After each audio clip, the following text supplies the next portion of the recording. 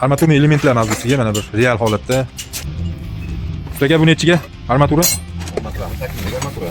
Aha. Regelimiz, qanday regel ichiga tushgan. 32 liga komitimiz bu.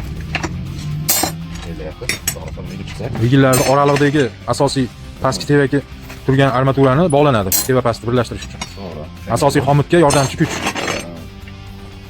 Bir kunlik ish faoliyat jarayonida masalan 2000 ta bukilaveradi, bemalol. 2000 ta bo'lsa bu necha razmeri hozir? Bizning hisobimiz proyekt bo'yicha 1170 dan nechta chiqyapti shunda? Hozir 20 25 24 tami? 19 tami? 20 tadan deganingizda ham 2000 ta deganingiz 100 ta ekanda.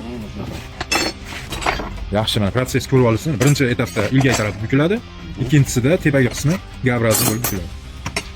Bu narsalarni ko'rsatishdan maqsad oddiy elementar qilinadigan ishlarni odamlarga oddiy til bilan bu yo'nalishda qanaqa ishlanayotganini ko'rib borsa, o'shunda bir saviya oshsin degan maqsadda shunaqa ishlar bilan yakka tartibdagi uy-joy qurilish mavzusida saviya oshsa, ustaga ham, uy qurdirayotgan odamga ham juda yaxshi bo'ladi, sog' bo'ling.